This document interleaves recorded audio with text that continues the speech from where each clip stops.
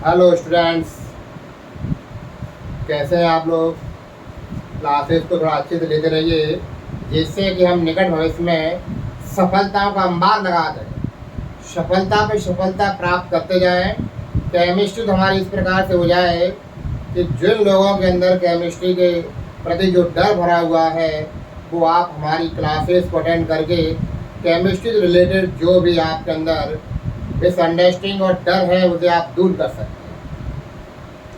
जैसा कि बच्चों, हमने आपको पिछले टर्म पर लैंथेनाइड्स से रिलेटेड इंफॉर्मेशन उपलब्ध कराई थी, जिसमें हमने आपको ये बताया था कि लैंथेनाइड्स क्या होते हैं, उनका जीईसी क्या होता है, और इसके अलावा हमने आपको लैंथेनाइड्स के कुछ प्रॉपर्टीज़ अर्थात विशेषताओं का भी नॉलेज कराया था। तो ये तो आप समझ ही गए होंगे बच्चों कि जो हमारी पीरियोडिक टेबल है उसमें 4 ब्लॉक बनाए गए हैं, S block, P block, D block and F block, जिसमें से एफ ब्लॉक के अंदर 2 श्रेणियाँ निर्धारित की गई हैं।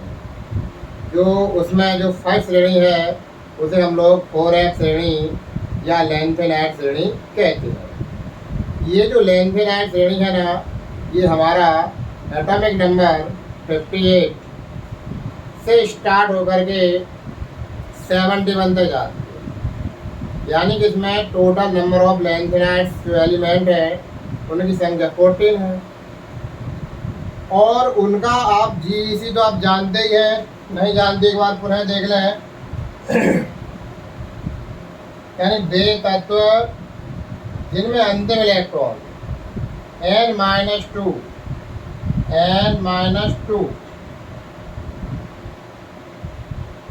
F कोश में एंट्री करता है उन्हें हम अंतः संक्रमण तत्व कहते हैं। ये अंतः संक्रमण तत्व 2 टाइप्स के थे। एक तो हमारा लैंथेनाइड्स जो कि एटॉमिक नंबर 58 से स्टार्ट होकर के 71 तक जाता है। इसके लिए हमने आपको पिछले टाइम पे ये भी बताया था कि हमें यदि एटॉमिक नंबर ही याद हो तो हम उससे ये डिफाइन कर सकते हैं कि संबंधित एलिमेंट्स लैंथेनाइड है या नहीं है। इसके लिए आपको पता था मैंने कि 58 पे जो सीरियम है वहाँ से स्टार्ट होकर के ये हमारा ल्यूटेशियम 71 है, वहाँ तक ये जाता है। तो यदि हमसे पूछे कि किसी का एक ऐसा एलिमेंट है जिसका एटॉमिक नंबर 61 है, अरे उसका आपको नाम नहीं पता है, तो ये तो पता है 61 से कि वो 58 to 71 के अंदर में आ रहा है। इससे आप समझ जाएंगे कि वो लैंथेनाइड है। लैंथेनाइडों में आपने ये देखा कि जैसे जैसे इन एलिमेंट्स के एटॉमिक नंबर इंक्रीज होते जाते हैं वैसे वैसे इनकी जो एटॉमिक रेडियस है और आयनिक रेडियस है वो धीरे धीरे संकुचित हो जाती है, अर्थात छोटी होती चली जाती है। इसी घटना को हम लोग लैंथेनाइड संकुचन या लैंथेनाइड कॉन्ट्रैक्शन के नाम से जानते हैं। तो आइए बच्चों, आज का जो हमारा मेन टॉपिक है वो है लैंथेनाइड कॉन्ट्रैक्शन।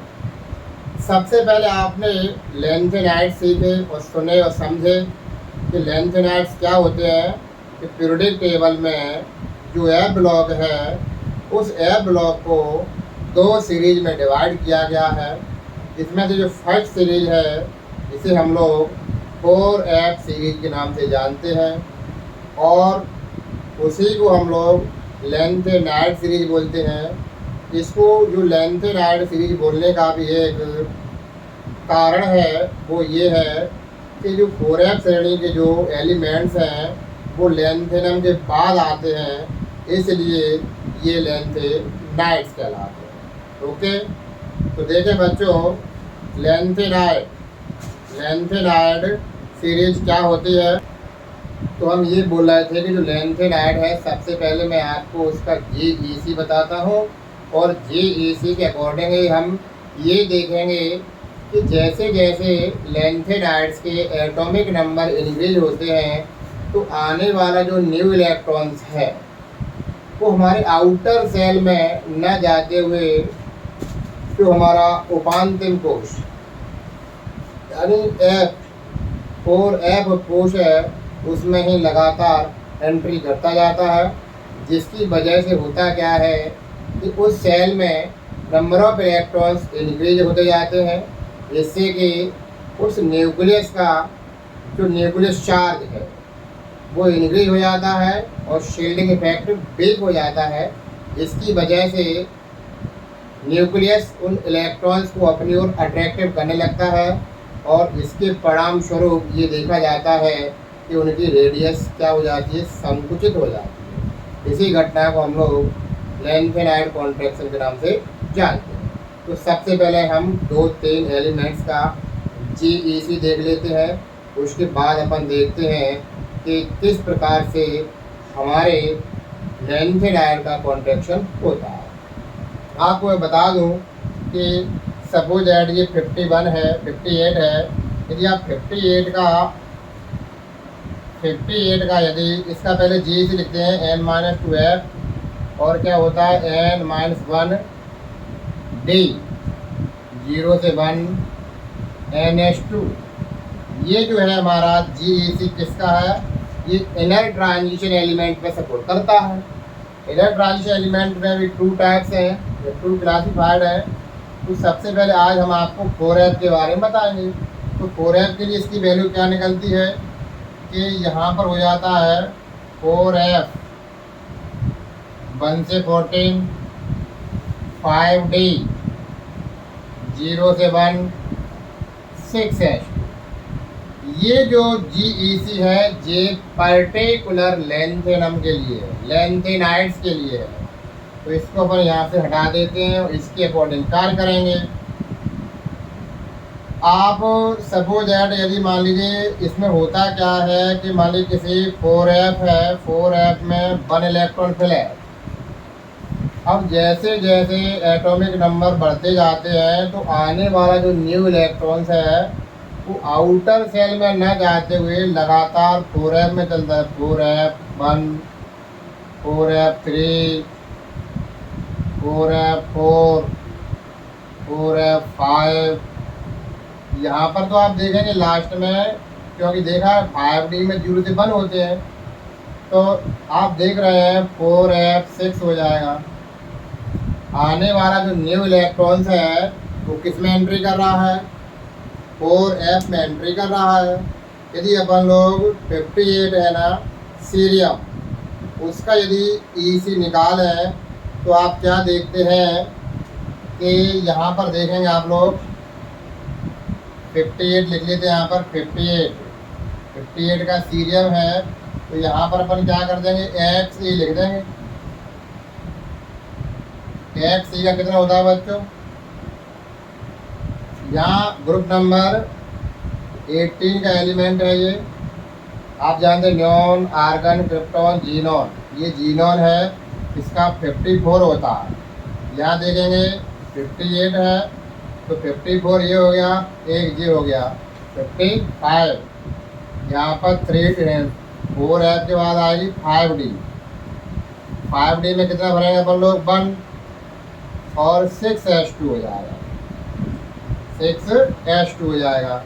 तो आप यहाँ देखेंगे कि अब ये 58 का, अब यदि अपन लोग 59 की बात करें तो 59 में क्या होता है XE है। अब 59 में देखो 54 पे सीखा ही है, 54 में 3 जोड़ दो कितना हो जाएगा 57 हो जाएगा। अब कितना चाहिए 2 बचाइए, तो यहाँ हो जाएगा 6H2। ओके, 59 60 की बात करें अपन 60, तो आप देखेंगे कि जो XE ये तो कंपलसरी है ये, क्योंकि 54 का प्रतिनिधित्व कर रही है। तो 54 ये हो गया और 4 ये 58, कितना चाहिए 2, तो 6H2 हो जाएगा। अगर 61 की बात करें अपन लोग 61, तो XE 54 हो गया, 54 5 59, 59 और 2 कर दें तो ये हमारा 61 हो जाएगा। 62 की बात करें अपन लोग XE हो जाएगा जी 54 है। तो आप यहाँ देख रहे हैं EC निकाल के देखा अपन ने, EC ऑफ द लैंथेनाइड्स। ये हमने कुछ एलिमेंट्स के आपके सामने इलेक्ट्रॉनिक कॉन्फ़िगरेशन को दर्शाया है, जिसमें आप ये लगातार सोच रहे हैं कि जैसे जैसे इन एलिमेंट्स का एटॉमिक नंबर इंक्रीज हो रहा है, वैसे वैसे क्या देख रहे हैं कि एक सब सेल में नंबर ऑफ इलेक्ट्रॉन्स इंक्रीजेज होते जा रहे हैं, जबकि आउटर सेल तो स्टेबल हो चुका है, आउटर सेल में इलेक्ट्रॉन एंट्री नहीं कर रहा है। जब ये स्थिति बनती है लैंथेनाइडों में, तब होता क्या है कि उनकी जो एटॉमिक रेडियस होती है और आयनिक रेडियस होती है, वो धीरे धीरे डिक्रीज हो जाती है, घट जाती है, अर्थात संकुचित हो जाती है। और इसी प्रॉपर्टी या फिनोमेन को या गुण को हम लोग लैंथेनाइड कॉन्ट्रैक्शन कहते हैं। क्लियर? अब हमारे मुखार बंद से आप लैंथेनाइड कॉन्ट्रैक्शन की डेफिनेशन सुने। जैसा कि हमने आपको दिखाया है, लैंथेनाइड तत्वों के परमाणु क्रमांक बढ़ने के साथ साथ उनकी परमाणु तथा आयनिक त्रिज्या छोटी होती जाती है, अर्थात संकुचित हो जाती है। तत्वों के इस गुण को हम लोग लैंथेनाइड संकुचन या लैंथेनाइड कॉन्ट्रैक्शन कहते हैं। या आप छोटी परिभाषा भी दे सकते हैं कि परमाणु क्रमांक बढ़ने के साथ साथ लैंथेनाइडों के परमाणु तथा आयनिक त्रिज्याएं छोटे होती जाते हैं, अर्थात संकुचित होती जाती हैं। इस गुण को हम लैंथेनाइड संकुचन कहते हैं। क्लियर? अब आप क्या करें बच्चों, हमने जो डेफिनेशन लिखाई है उसको आप नोट कर लें, और कुछ हमारे यहाँ पर आपको एग्जाम्पल दिखाए हैं उसको भी नोट करना है। आपने नोट कर लिया है। अब आप ये लगातार देख रहे हैं कि जैसे जैसे एटॉमिक नंबर बढ़ रहा है, वैसे वैसे जो आने वाला जो न्यू इलेक्ट्रॉन्स हैं वो हमारे आउटर सेल में न जाते हुए कौन सा उपांतिम एंटी पेरेंटिमेट सेल है जो उसमें एंट्री कर रहा है। अब हम आपको ये बताएंगे कि ये लैंथेनाइड संकुचन का रीजन क्या है, लैंथेनाइड संकुचन होता क्यों है, इसको आप सुने। तो यहाँ पर लिख देते हैं कारण। क्या सीखे अपन लोग? लैंथेनाइड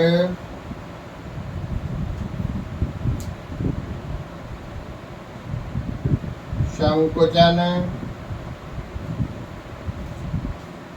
का कारण। तो बच्चों आप सुने, लैंथेनाइड तत्वों के परमाणु क्रमांक बढ़ने के साथ साथ नया आने वाला इलेक्ट्रॉन बाह्यतम कक्षा में प्रवेश नहीं करता है, बल्कि आप देख रहे हैं कि N-2 F कोश में एंट्री करता चला जाता है। यानी 4F कोश में इलेक्ट्रॉन अभी आपको दिखाया था अपने एंट्री कर रहा था, और ये भी ध्यान रखें कि 4F कक्षकों का परिरक्षण प्रभाव का मान कम हो जाता है, और जैसे जैसे इसमें इलेक्ट्रॉन बढ़ते जाते हैं वैसे वैसे नाभिकीय आवेश का मान बढ़ जाता है, जिससे ये देखा गया है कि जब न्यूक्लियर चार्ज बढ़ जाता है तो वो नाभिकीय आवेश इलेक्ट्रॉनों को अपनी ओर अट्रैक्टिव करने लगता है, जिससे उसका जो साइज है या उसकी जो रेडियस है वो धीरे धीरे कम हो जाती है। यही एक फैक्ट है कि लैंथेनाइड संकुचन का कारण क्या है। एक बार पुनः सुन सकते हैं आप लोग, लैंथेनाइड तत्वों के परमाणु क्रमांक बढ़ने के साथ साथ नया आने वाला इलेक्ट्रॉन बाह्यतम कक्षा में प्रवेश न करते हुए उपांतिम कोश के 4F कक्षक में प्रवेश करता है। 4F कक्षक का परिरक्षण प्रभाव कम होता है। जैसे जैसे नंबर ऑफ इलेक्ट्रॉन्स बढ़ते जाते हैं वैसे वैसे नाभिकीय आवेश का मान बढ़ जाता है। जब नाभिकीय आवेश बढ़ जाता है तो इलेक्ट्रॉन्स नाभिक की ओर अट्रैक्टिव होने लगते हैं, जिससे कि उसका परमाणु आकार या आयनिक त्रिज्या छोटी हो जाती है। इसी कारण से इनमें लेंथ-इनायड कॉन्ट्रैक्शन होता है। गुड। नोट करने के लिए एक बार और दिखा देता हूँ मैं आपको। सपोज दैट देखें, ये हमारा न्यूक्लियस है, ये उसकी पहली सेल है, ये सेकेंड सेल है, ये थर्ड सेल है, ये फोर्थ सेल है, ये 5 है, ये 6 है। तो आप देख रहे हैं यहाँ पर हमारा 4F है। क्या है? 4F। तो आपने देखा कि 58 में क्या था? 58 में तो जी 4F 1 और 5D 1 और 6H2 था।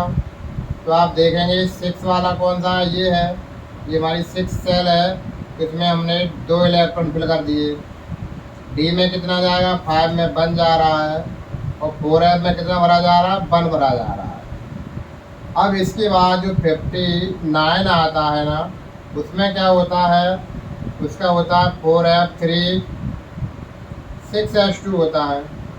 तो यानी यहाँ देखिए एक इलेक्ट्रॉन इंक्रीज हो गया है, तो वो इलेक्ट्रॉन हमारा जो आउटर सेल है, क्योंकि उसमें तो 2 ही है तो पहले से भरे रहेंगे 2, और 3D यहाँ पर लेफ्ट हो गया है या लुप्त हो गया है। और 4F आप देखेंगे तो 4F में अब कितने हो गए बच्चों? 3 हो गए। देखिए एक और रख दीजिए, अपन लोग 3 हो गए, यानी 4F में 3 हुआ। यदि आप 60 की बात करें तो 60 में क्या हो जाएगा जी? 4F 4 हो जाएगा और 6H2 हो जाएगा। पुनः देखिए एक इलेक्ट्रॉन तो और बढ़ गया है, एक इलेक्ट्रॉन और बढ़ गया है, तो आने वाला इलेक्ट्रॉन फिर किस में जाएगा? इसी में जाएगा 4F में। तो आप क्या देख रहे थे? जैसे जैसे 4F सेल में नंबर ऑफ इलेक्ट्रॉन्स बढ़ते जाएंगे वैसे वैसे क्या होता है कि जो शील्डिंग इफेक्ट लगता है इस प्रकार से, वो शील्डिंग इफेक्ट हमारा वीक हो जाता है, डिक्रीज हो जाता है। और जैसे जैसे इलेक्ट्रॉन्स की संख्या बढ़ती है वैसे वैसे जो न्यूक्लियस चार्ज है वो हमारा इंक्रीज हो जाता है, जिससे हमारे जो परमाणु हैं या जो आयन हैं उनकी रेडियस धीरे धीरे कम होती चली जाती है। इसी घटना को हम लोग लेंथ-इनायड संकुचन के नाम से जानते हैं। तो जैसा कि स्टूडेंट्स आपने अभी हमारे द्वारा ये सीखा कि लेंथ-इनायड कॉन्ट्रैक्शन क्या होता है और वो लेंथ-इनायड कॉन्ट्रैक्शन का रीजन क्या है, तो आप इसको भली भांति सीख गए कि जैसे जैसे एटॉमिक नंबर हमारे लेंथ-इनायड के इंक्रीज होते हैं वैसे वैसे उनकी एटॉमिक रेडियस और आयनिक रेडियस डिक्रीज हो जाती है। और इसी गुण को हम लोग लेंथ-इनायड कॉन्ट्रैक्शन या लेंथ-इनायड संकुचन के नाम से जानते हैं। आगे की कड़ी में हमने आपको ये भी बताया कि ये लेंथ-इनायड कॉन्ट्रैक्शन होता क्यों है, उसका रीज़न आपको भली भांति समझ गए होंगे बच्चों। तो अब हम आपको लेंथ-इनायड कॉन्ट्रैक्शन के इफेक्ट या उसका क्या परिणाम होता है कि लेंथ-इनायड संकुचन की वजह से हमारे एलिमेंट्स की प्रॉपर्टी में कुछ डिफरेंट आ जाता है। तो इन सबको समझने के लिए आप हमारे द्वारा जो बोर्ड पर लिख दिया गया है लेंथ-इनायड संकुचन के क्या लिखा? परिणाम, यानी लेंथ-इनायड संकुचन होने पर क्या क्या स्थिति बनती है। तो आइए बच्चों, सबसे पहला जो स्थिति बनती है वो होता है हमारा तत्वों का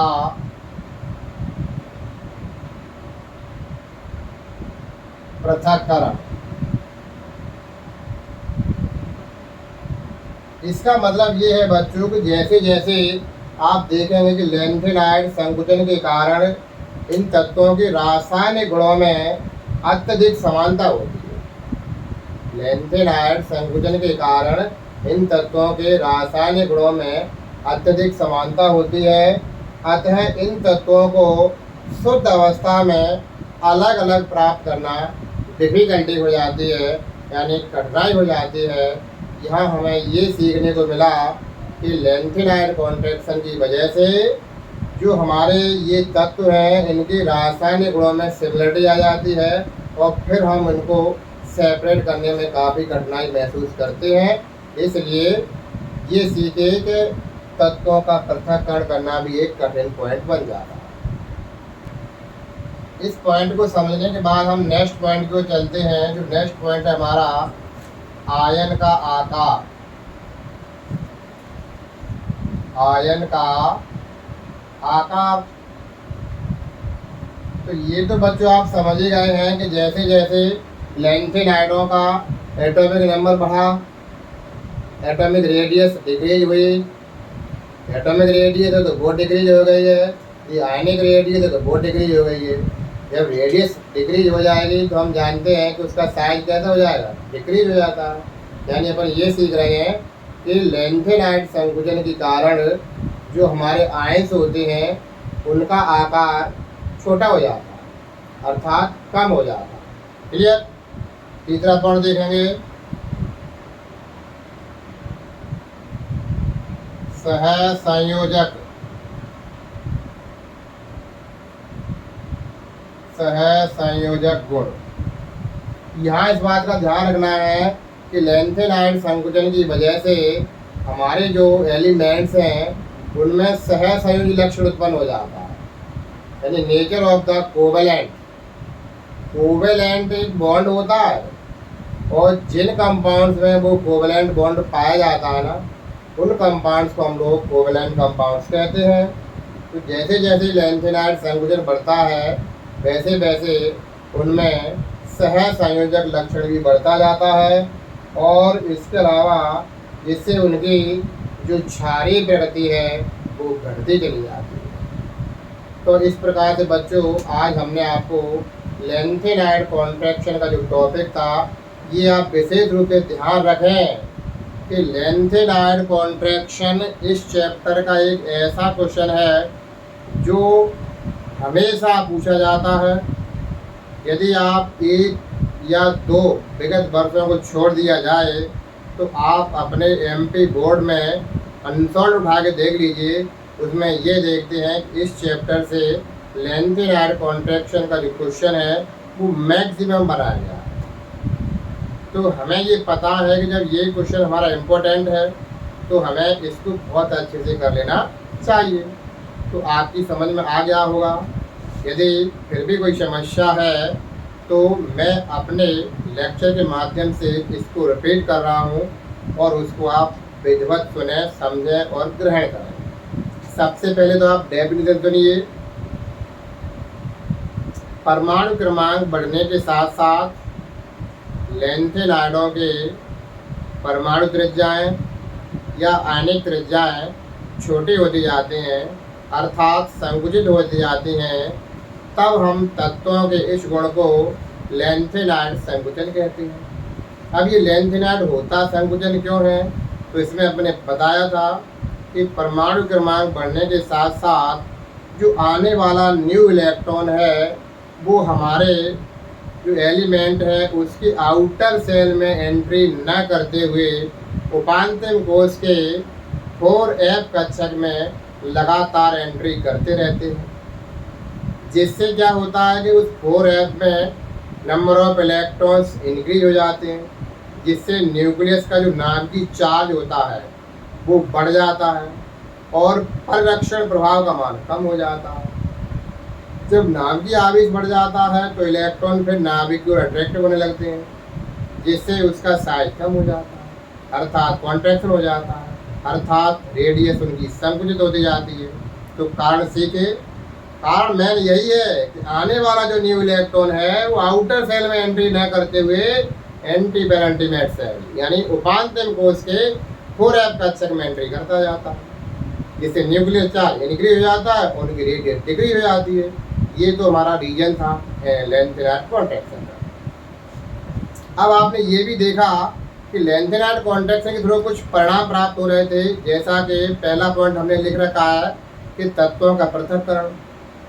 लेंथेनाइड संकुचन की वजह से क्या होता है, इन तत्वों के जो रासायनिक गुण हैं उनमें काफ़ी हद तक सिमिलरिटी आ जाती है, तो फिर हम इनको अलग अलग करना हमारे लिए काफ़ी कठिनाई हो जाती है। दूसरा पॉइंट हमने बताया आयन का आकार, तो लेंथेनाइड कॉन्ट्रैक्शन हो रहा है तो साइज तो उसका डिक्रीज होगा ही होगा, यानी आयन का आकार छोटा हो जाता है। तीसरी बात बताई अपने कोवेलेंट नेचर, लेंथेनाइड संकुचन की वजह से जो हमारे कंपाउंड्स हैं उनमें सहसरणी लक्षण बढ़ जाता है, जिससे उनकी क्षारीय प्रकृति घट जाती है। तो ये लेंथेनाइड कॉन्ट्रैक्शन के बारे में रिलेटेड हमारी जानकारी थी। तो स्टूडेंट्स, अभी आपने लेंथेनाइड कॉन्ट्रैक्शन को आशा है बहुत अच्छे से समझ रखा है। अब हम आपको लेंथेनाइड को पढ़ाने के बाद एक्टिनाइड की ओर ले चलते हैं। ये एक्टिनाइड्स क्या होते हैं, इनकी टोटल नंबर कितनी है, इनका GEC अर्थात सामान्य इलेक्ट्रॉन विन्यास क्या है, और इनका नेचर और प्रॉपर्टीज क्या होती है। क्लियर? जैसा कि हमने आपको बताया था कि हमारी पीरियोडिक टेबल में जो F ब्लॉक है उसमें 2 सीरीज हैं। जैसा कि हम अभी आपको लेंथेनाइड सीरीज का स्टडी करा रहे थे, अब हम आपको एक्टिनाइड सीरीज की स्टडी कराते हैं। क्या होता है बच्चों, हमने अभी बताया था कि 5F श्रेणी के तत्व, 5F श्रेणी के तत्व एक्टिनाइड कहलाते हैं, एक्टिनाइड कहलाते हैं।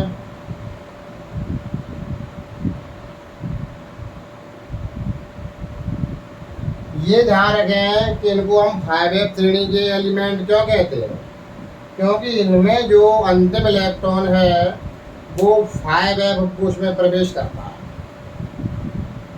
और जिस प्रकार से लेंथेनाइड में एलिमेंट्स की नंबर टोटल 14 थी, इसी प्रकार से हमारे जो एक्टिनाइड के एलिमेंट्स होते हैं उनकी भी नंबरिंग 14 ही है। ये हमारे जो एटॉमिक नंबर 90, एटॉमिक नंबर 90 जो हमारा थोरियम है ना, वहाँ से चलते हुए ये 103 लॉरेंशियम तक जाते हैं।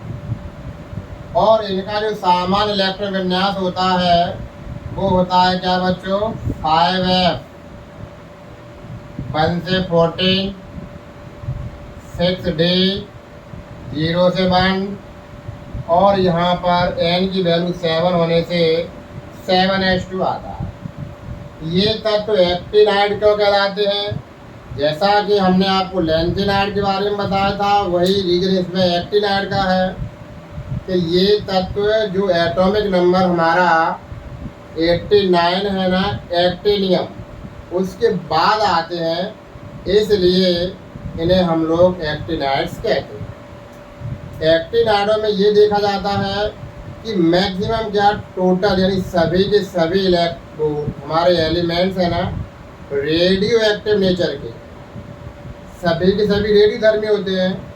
तो फिलहाल में आप ये सुने कि एक्टिनाइड क्या होते हैं और उनकी प्रॉपर्टीज भी देखें। वे तत्व जिनमें अंतिम इलेक्ट्रॉन 5F कोश में प्रवेश करता है उन्हें हम लोग एक्टिनाइड कहते हैं, अर्थात 5F श्रेणी के तत्व एक्टिनाइड कहलाते हैं। चूँकि ये तत्व एक्टिनियम के बाद आते हैं इसलिए एक्टिनाइड कहलाते हैं। इनकी कुल संख्या 14 है, 14 है। वो कहाँ से कहाँ तक है, एटॉमिक नंबर 90 से लेकर के 103, अर्थात थोरियम से स्टार्ट होती है जी और लॉरेंशियम 103 तक जाती है। और इसका जो सामान्य इलेक्ट्रॉन विन्यास था वो हमने आपको दिखा दिया, 5F 1 से 14, 6D 0 से 1 और 7H2 होता है। ये आप समझे। अब इसके हम आपको विशेषताएं बताते हैं।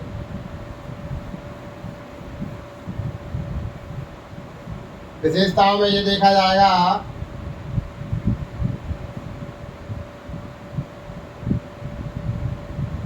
ये जो हम विशेषताएं बता रहे हैं वो एक्टिनाइड की बता रहे हैं। जैसा कि फर्स्ट पॉइंट बनता है हमारे पास इलेक्ट्रॉनिक विन्यास। इलेक्ट्रॉनिक विन्यास इसे हम लोग इलेक्ट्रॉनिक कॉन्फ़िगरेशन कहते हैं। तो इस पॉइंट में अपन कह सकते हैं कि जो एक्टिनाइड होते हैं उनका सामान्य इलेक्ट्रॉनिक विन्यास क्या होता है बच्चों? 5f 1 से 14, 6d 0 से 1, 7s2 होता है। यानी इसके अकॉर्डिंग हम टोटल एक्टिनाइड्स के ईसी निकालते हैं और सभी के ईसी इसी वाले फॉर्मूले के अकॉर्डिंग निकाले जाते हैं। क्लियर? तो इलेक्ट्रॉन विन्यास को सीखने के बाद आप दूसरा जो पॉइंट बनेगा वो बनता है रंग। रंग से मतलब ये होता है कि एक्टिनाइड्स जो उनके जो आयंस हैं या एलिमेंट्स हैं वो कलरलेस होते हैं या कलर्ड होते हैं। तो यहाँ हम आपको बताना चाहते हैं कि लेंथेनाइडों की तरह एक्टिनाइड्स के या एक्टिनाइड्स भी रंगीन आयन फॉर्म करते हैं। ऐसा क्यों होता है कि इनके जो 5f कोश है उसमें अयुग्मित इलेक्ट्रॉन पाए जाते हैं। जब अयुग्मित इलेक्ट्रॉन होते हैं तो हमने आपको पिछले टर्न में ये बता रखा है कि in presence of unpaired electrons then ions is the colour. तो क्या सीखे बच्चों कि एक्टिनाइडों के आयंस भी लेंथेनाइडों की तरह ही कलर्ड होते हैं। क्यों होते हैं? इन presence of the unpaired electrons in the f subset. अगला आप देखेंगे तीसरा पॉइंट, इसे अपन लोग मैग्नेटिक बोल सकते हैं, यानी चुंबकीय विभाग। चुंबकीय व्यवहार। आप यहाँ ध्यान रखें जैसे कि हमने आपको बताया था कि यदि किसी आयन में या एलिमेंट्स में अनपेयर्ड इलेक्ट्रॉन होंगे तो वो अनुचुंबकीय व्यवहार प्रदर्शित करता है। यदि सभी इलेक्ट्रॉन युग्मित होते हैं तब वो प्रचुंबकीय होता है। तो यहाँ आप देख रहे थे कि जब इनके आयंस कलर्ड होंगे तो कलर्ड तभी होते हैं जब उनमें अनपेयर्ड इलेक्ट्रॉन्स होंगे। जब अनपेयर्ड इलेक्ट्रॉन्स हैं तो वो पैरा मैग्नेटिक प्रॉपर्टी शो करेंगे। तो क्या सीखे बच्चों कि एक्टिनाइडों में 5f कोश में अयुग्मित इलेक्ट्रॉन की उपस्थिति होने के कारण वो अनुचुंबकीय व्यवहार प्रदर्शित करते हैं। क्लियर? अगला देखते हैं अपन लोग नेक्स्ट पॉइंट। नेक्स्ट पॉइंट बनना है हमारा रेडियो एक्टिव।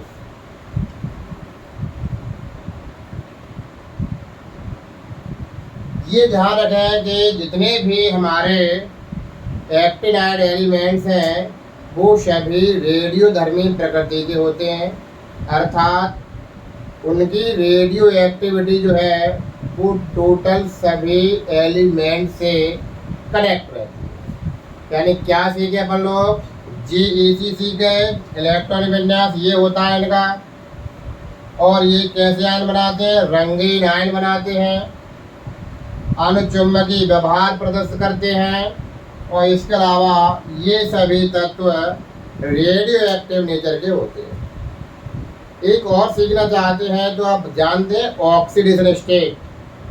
ये मुख्य रूप से धन-3 ऑक्सीजन अवस्था +3 ऑक्सीडेशन स्टेट को शो करते हैं, लेकिन इसके अलावा कुछ एलिमेंट्स +4, +5, +6 इस प्रकार की ऑक्सीडेशन स्टेट को भी शो करते हैं।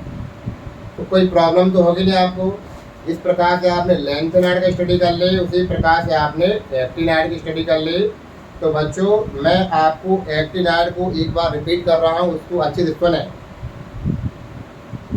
जैसा कि हमने बताया कि जो 5f श्रेणी है उस श्रेणी के जितने भी एलिमेंट्स हैं वो सभी के सभी एक्टिनाइड कहलाते हैं। क्योंकि ये एलिमेंट्स एक्टिनियम के बाद आते हैं, इसलिए एक्टिनाइड्स कहलाते हैं।